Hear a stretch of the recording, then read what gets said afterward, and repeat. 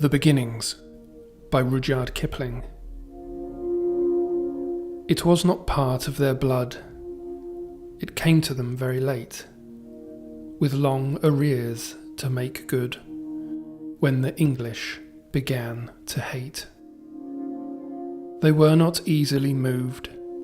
They were icy, willing to wait, till every count should be proved, ere the English began to hate. Their voices were even and low, their eyes were level and straight. There was neither sign nor show when the English began to hate. It was not preached to the crowd, it was not taught by the state. No man spoke it aloud when the English began to hate.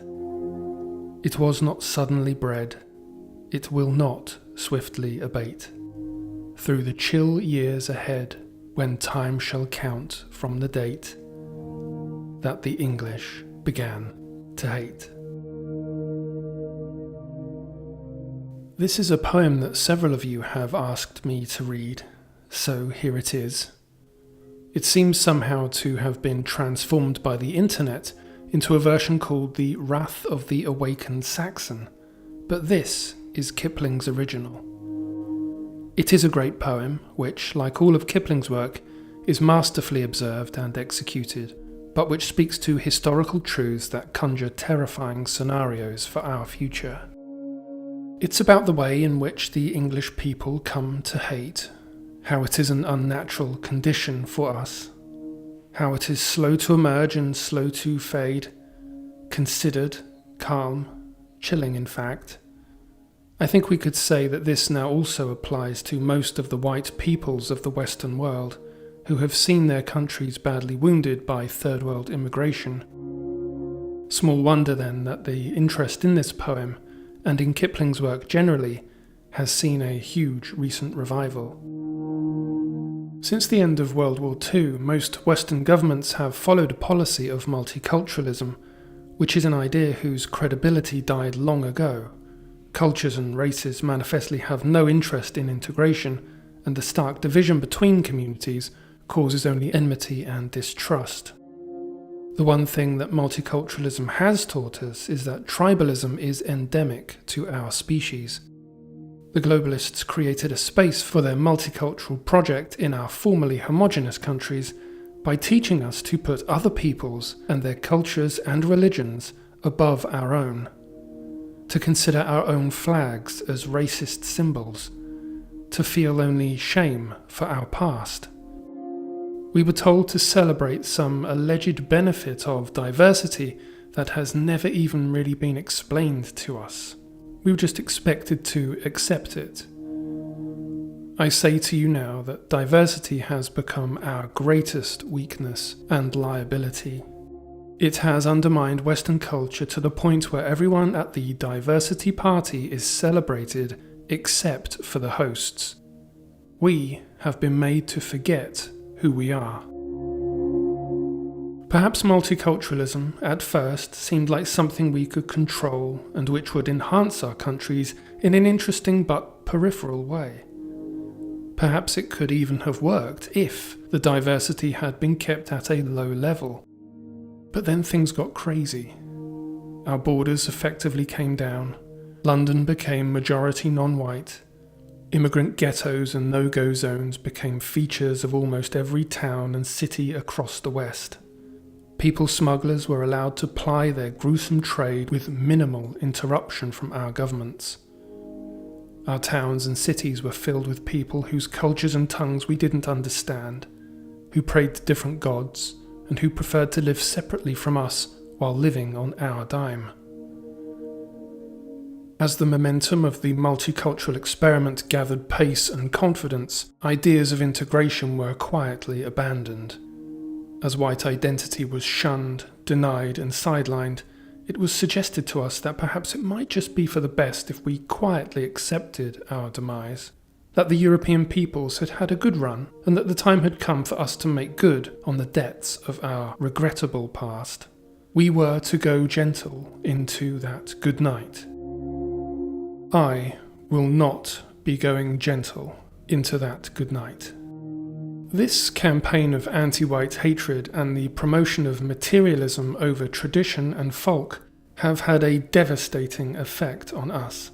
We no longer breed in sufficient numbers. We waste our lives on trivial matters, while our governments openly facilitate our replacement. We chase the dollar every day to buy things that leave us unsatisfied, and pay taxes so migrants can breed families of a size most of us could never afford. In our state of cultural dimitude, we have learned to master the arts of doublethink, doublespeak, and not noticing the awkward truths of multiculturalism. Our governments tell us that to not want these things for our future is to be filled with hatred for the other. Are we filled with hatred for the other? Would it be surprising or unreasonable if we were?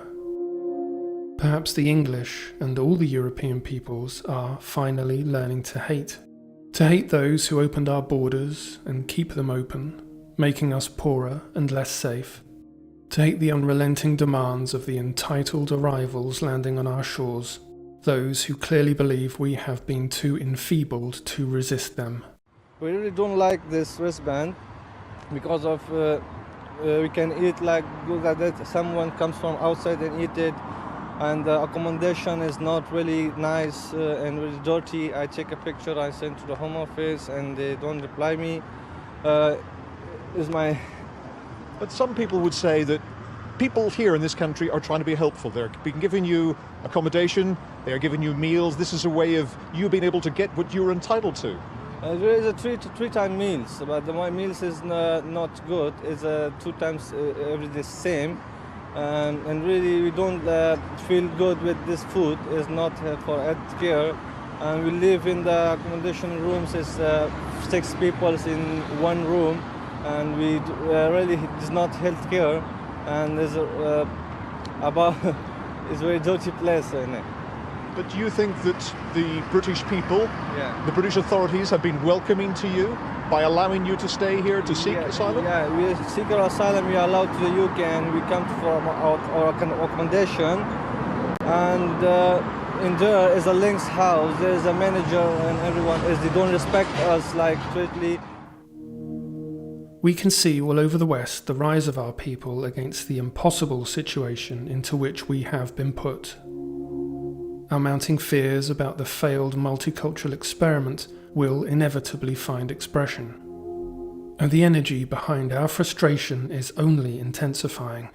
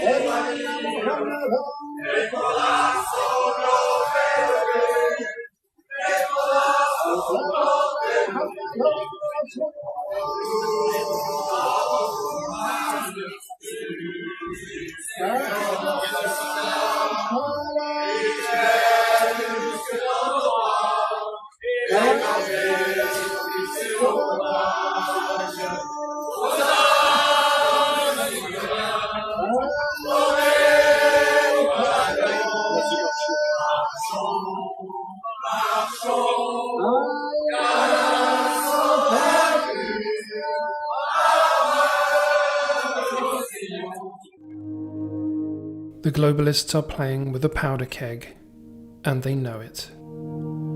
But the hate of the European has also been turned inwards.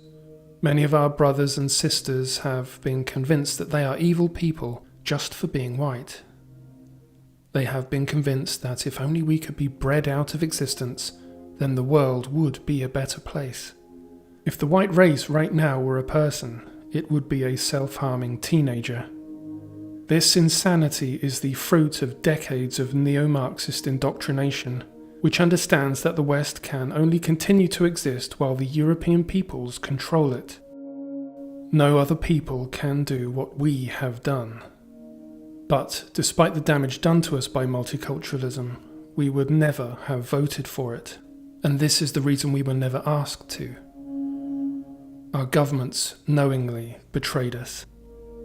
Having created the world's most advanced civilization, we are made to feel only guilt and regret for our history.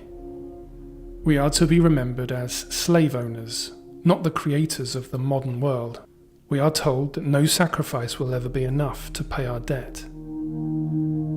Aren't you getting tired of this? We can abandon this false narrative any time we want. They are preying upon our weakness, but our weakness is just an illusion.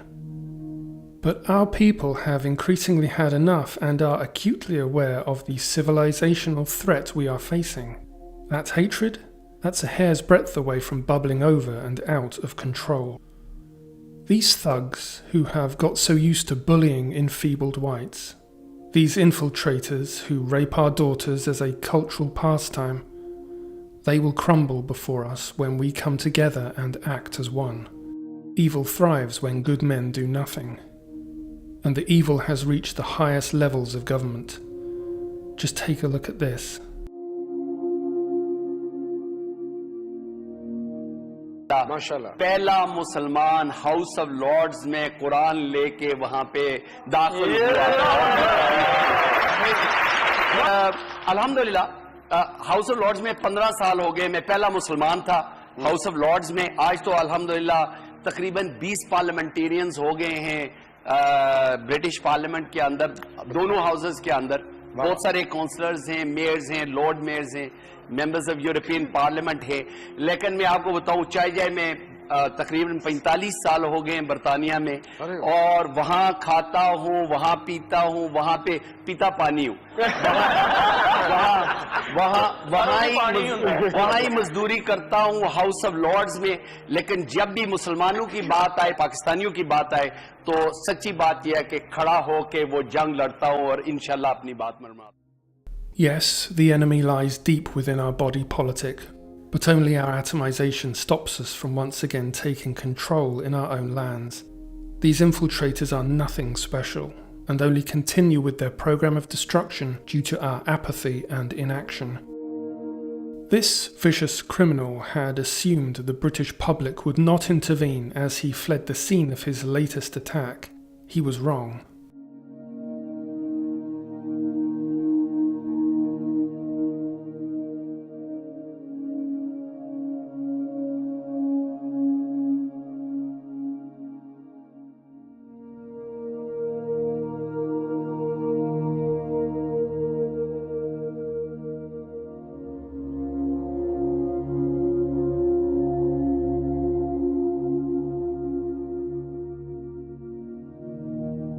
When we act together, we are unstoppable, and we can come together to defeat the enemies of our civilization. I cannot deny that I often feel hatred towards the people who have done this to us. When you look at the pure evil of the globalist agenda to destroy the white race, it is natural to want to fight back in every way you can. And then I remind myself of when I was a leftist. When I placed no value on my racial identity, when I consciously and willingly ignored the reality right in front of my eyes because it did not suit my worldview. And when I remind myself of these things, I remember that many of our brothers and sisters are lost in their desire to do the right thing, to create the world they believe is best. I believe that this is the motivation that many of them have in their activism. Some, of course, are just damaged people who are lashing out at authority. Many of us on the right remember what it is like to be on the other side, but are grateful for having woken up to our collective identity. We have to extend that understanding to others if we want to build our support, and the urgency of this has never been greater. There is no doubt that Kipling, in his poem, understood the dreadful potential for hatred to manifest in the white race.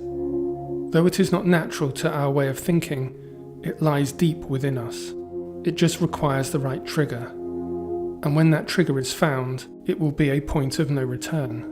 Perhaps it has already happened. I believe the globalists are deliberately pushing us towards that trigger by making our societies so frustrating, so nonsensical and so divided that we are simply unable to bear it anymore. This is not about hatred for immigrants. I am sure that if we were to have met in different circumstances, as visitors to each other's lands, many of us could have been friends. But the destruction to our way of life that their presence has brought has made that impossible. There are walls between groups as never before, and they're only getting taller. Multiculturalism and its enablers have done more to damage us as nations than any war in history. Like two fighting dogs having their noses rubbed together before a fight, the globalists are pitting us against each other. Don't get caught up in their machinations and provocations. No good will come of it. Keep a clear head and a resolute focus on the love we have for our people and way of life. Stand firm in the knowledge that our people will survive if we do what is right. Keep growing our movement through rational and consistent representation of our ideas. This is a struggle that is going to take time, patience, and discipline. But every effort we put in now will be reflected in the final result. The now explicit plan is to open Europe, our precious home, to a flood of African migrants the like of which the world has never seen. Macron and the other globalists are explicitly talking about the mass interbreeding of Europe and Africa. It would be laughable if it weren't so sick and real. This, my friends, is the formal implementation of the Kalergi plan I spoke about in my video, A Groovy Plan for White Genocide. We can already see the lawlessness and degradation being caused across the West by these people. What will it take for you to get involved? We are still at a stage where we urgently need to raise awareness if we are to effect meaningful change. Talk to your loved ones, friends, and even politicians about these issues. Get formal responses. Make them ask questions of the government on your behalf. These issues need to be exposed by us, because the globalist media will not even acknowledge it is happening. Time is running short, but there is hope. Countries like Hungary are leading the way. They are showing that nationalism can be positive, energetic, and, above all, popular. Viktor Orban is now the de facto leader of proud Europeans everywhere. Angela Merkel is the leader of the treasonous and discredited globalist left. We know now that Western society as it stands cannot possibly survive. It rests on a crumbling multicultural foundation, and it is only slated to get worse. We have to recapture our tribal consciousness for what comes after this. We will have to build a new society for our people, free of globalist and leftist interference. Come what may, our tribal instinct will be restored. The natural order will take control again. Reconnect with your tribe now.